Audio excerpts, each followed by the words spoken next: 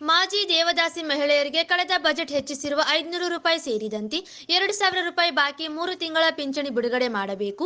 Survey ಪಟ್ಟಿಯಿಂದ ಕೈಬಿಟ್ಟು ಹೋದ ಮಾಜಿ ದೇವದಾಸಿ ಮಹಿಳೆಯರ ಸೇರ್ಪಡೆಗೆ ಮರು ಸಮೀಕ್ಷೆ ಮಾಡಲು ಆದೇಶ ನೀಡಬೇಕೆಂದು ಮನವಿ ಮಾಡಿದರು.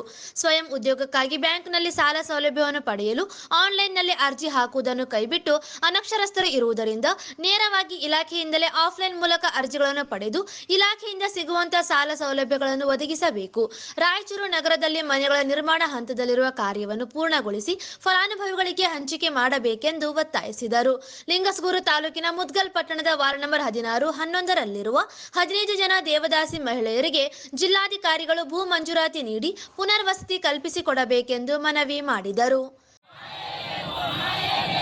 ದೇವದಾಸಿ ಮಹಿಳೆಯರಿಗೆ ಸಾಲ ಪಡೆಯಲು ಆನ್ಲೈನ್ ಲೋನ್ ಕೊಡುವುದನ್ನು ಆನ್ಲೈನ್ ಸಿಸ್ಟಮ್ನಲ್ಲಿ ಕೈಬಿಟ್ಟು ಆಫ್ಲೈನ್ನಲ್ಲಿ ದೇವದಾಸಿ ಮಹಿಳಾ ವಿಮೋಚನಾ ಸಂಘದ ಹೋರಾಟಕ್ಕೆ ಕಳೆದ 3 ದೇವದಾಸಿ ಮಹಿಳೆಯರ ಮನೆಗಳ ನಿರ್ಮಾಣಕಾರ ವಿಳಂಬ ನೀತಿಗೆ ಧಿಕ್ಕಾರ.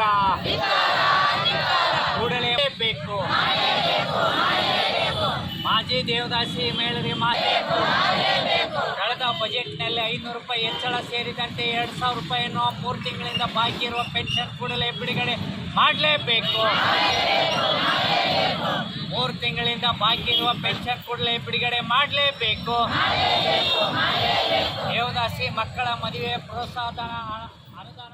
ಈ ಸಂದರ್ಭದಲ್ಲಿ ಅಧ್ಯಕ್ಷೆ ಎಚ್ ಪದ್ಮಾ, ಜಿಲ್ಲಾ ಗೌರವಾಧ್ಯಕ್ಷ ಕೆಜಿ ವೀರೇಶ್, ತಾಲೂಕಾಧ್ಯಕ್ಷೆ ಜಮಲಮ್ಮ, ಕಾರ್ಯದರ್ಶಿ ಮಹಾದೇವಿ, ಜಿಲ್ಲಾ ಕಾರ್ಯದರ್ಶಿ ಹೊಳೆಯಮ್ಮ ಕವಿತಾಳ್, ಪರಶುರಾಮ್ ಲಿಂಗಸ್ಗೂರು, ಹೊಸರಮ್ಮ ಸಿರವಾರ್, ಸರೋಜಮ್ಮ ಮುದ್ದಿನಾಳ್, ಮರಿಯಮ್ಮ ಸಿಂಧನೂರು, ಮೋನಮ್ಮ ಬಳಗಾನೂರು ಸೇರಿದಂತೆ ಅನೇಕರು ಇದ್ದರು.